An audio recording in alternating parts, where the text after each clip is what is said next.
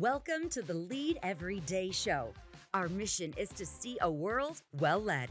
And our strategy to get there? To empower leaders like you to lead every day. So let's get to work. There's an old proverb that says, words kill, words give life. They're either poison or fruit, and you get to choose. Welcome to the Lead Every Day show. I'm Randy Gravitt. And I'm Mark Miller. And today we're talking about the power of words. I hope, Mark, brand new week here. I hope you had a good weekend. But as we jump in here, I think words are one of the most powerful things that we really don't give a lot of thought to. But our communication is huge. We hear this in the workplace all the time. It's maybe even more important. I won't say more important, but it feels more important at home. It's so weighty. And if we're going to really win at home, it's a big deal. And our first fundamental is love first. Today, the way we communicate is one of the ways that we love first. Sure. And I think the best leaders know this intuitively and experientially. People hang on every word you say at the office. And in a lot of situations, they're hanging on every word you say when you're not at the office. Well, and I think, Mark, what happens is if we're not careful, we'll go home with people. We feel safe around them. They're not going to leave us, or, we're hoping they won't. And we think we can just lower our... We're not thoughtful. No, we're not thoughtful. We think we can lower our level of thoughtfulness, is a good way to say it, when it comes to this communication mindset.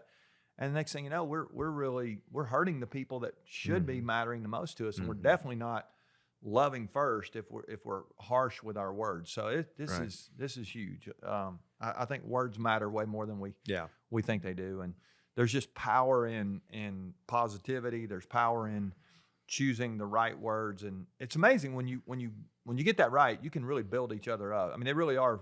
They're fruit when we get it right, but they can be poison. We've seen that before. And I'm sure, you've been hurt by words and you've hurt people with words. I know I have as well. And it's, the old guy that said sticks and stones will break my bones, words won't hurt me. He was not very smart, because that's not true. Yeah. So it's a great reminder. Let's give folks some things they can do. Yeah, that's good.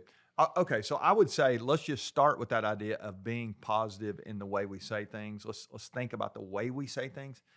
So many times, if we're not careful, we'll default to being harsh.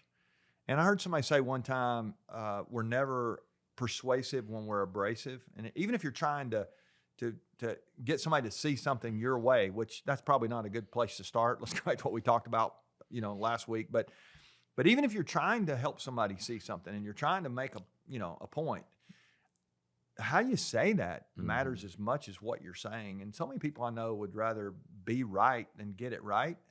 And they say it in such a harsh way. And man, I don't ever remember a time somebody came to me with a harsh tone and it motivated me to want to change. And when we say that out loud, we're going, well, that makes a lot of sense. But yet, how many times do we do it? We feel like we raise our tone. Laura always told me saying it louder doesn't make you more right. I think that's true. And so I think our tone of voice really is one piece of that can be huge when it comes to communication. I agree completely. And I know leaders in and outside the workplace that have just been oblivious to that, and some their entire life. Yeah. I'd say another thing that comes to mind here for me is the idea of validation. It's, when you go back almost what you said the other day about adding value to people, this idea of validation is huge. And I remember years ago hearing a lot of graduations have just happened. This was several years ago. Oprah Winfrey had done a valedictory address at Harvard, and I saw it on a video of her address. And one of the things that Oprah said I thought was fascinating. She said she had done, I think it was 35,000 live interviews on TV, which is crazy. I mean, that's a lot of TV, right? And she said every person I talked to had one thing in common. And I thought, that's a pretty big case study. What 35,000 out of 30? She said literally every single person had one thing in common, and it was that they all wanted to be validated. And Oprah tells in her address how she interviewed President Obama, had been the president already, President Bush. She had both of those guys. So she said it didn't really matter which way, Republican, Democrat, Republican. She said it didn't really matter which way you voted. Both of those guys when we went to commercial break, she said they both reached over and took my hand and said, "Did I do okay? Was that good?" You know, and they basically were both saying, "I don't want to mess up." And she said she had Beyonce on, and she's like global icon, you know. And during the break, Oprah, was that okay? Did I, I didn't mess up, did I? And she was talking about, I had authors and plumbers and housewives and stay-home dads and authors, and it didn't matter. She said every single person, when those lights went down, were all looking for some kind of validation. And it just reminded me, this is so true at home. People, the way I say it is, people want to be validated more than they want to be tolerated. They want to be celebrated more than they want to be tolerated. I think sometimes I have to live with them. That's not what we want to think about our family. We want to validate those people, and we know we need validation.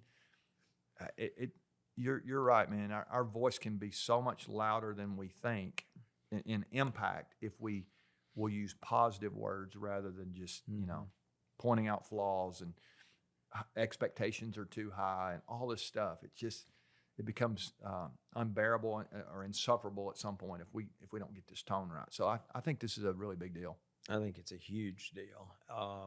We often challenge leaders with a statement from Plato, going back a few years. And he said, what is honored in a country is cultivated there. And I think the same principle is true in our homes. Yeah. Like, what are you honoring? What are you validating? You'll get more of that behavior. Yeah. When you think about positive words and validating others, haven't there been so many times when you hear somebody say something positive, they build you up? It just, you carry that for a long time. I mean, it marks you in such a positive way.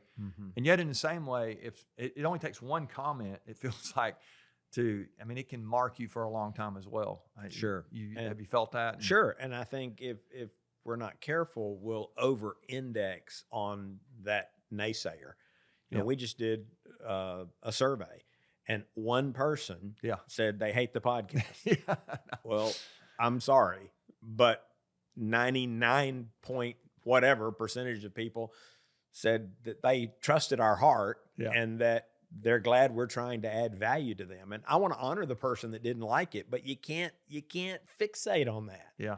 And I think sometimes we do. Well, sometimes we do. And I let me say a word about that, and I won't defend the podcast here, but I will say that I think we live in a world now. I mean, when I saw that as well, that there was somebody who hated it and they're listening. I'm like, why are you listening if you hate? And but why do you feel this need to point out if I hate the like? Now let me quickly say there was other constructive criticism. No, exactly, and we want right. that. That's why we did the survey. We're trying to make it better. We're trying to make it better. But you can't over-index. But I think we do live in a world now where people are just like, and now if we're not careful, we'll tweet our family kind of thing. I mean, that mindset that we'll just hide behind that. And that just never, harshness has a huge effect on people. And I'm sure, I know for me, there are words that were spoken to me as a kid that I still remember a coach saying or somebody saying, and you carry that with you a long time. And so I think that's why the old proverb says that they kill or they give life. I mean, they don't literally kill us, but there are a lot of people whose dreams died. They kill your spirit. And their spirit died and their hope died because somebody who had influence didn't use the right tone or didn't have the right heart when they spoke to them. And I think it's just tragedy when that happens. So any other thoughts there? I'm going to give them a little takeaway here, but you got any other thoughts on this?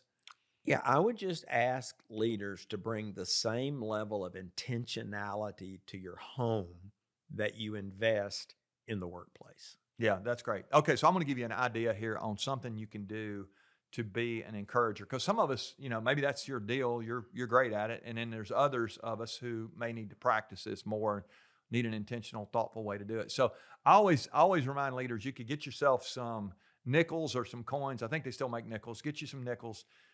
Maybe get 5 nickels and put them in one of your pockets every day, and see if you can begin to practice intentionally encouraging the people that you live with. Let's just start there. Mark said a couple of days ago, we'll start with one person when you're trying to add value, but let's start with everybody that you live with today. Let's see if you can encourage, just speak one positive word to them. Your first words of the day might be a good place to start. Like if you start out positive, you got a good chance of staying positive.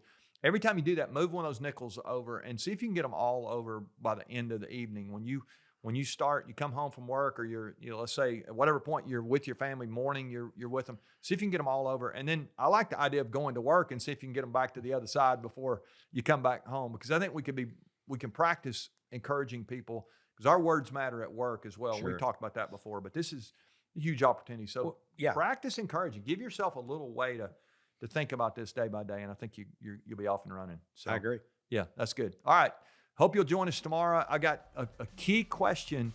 People have asked me before, how do you know if you're loving first? We're going to answer that question for you tomorrow. I hope you'll join us for more of the Lead Every Day show. Remember, the best leaders really do lead every day.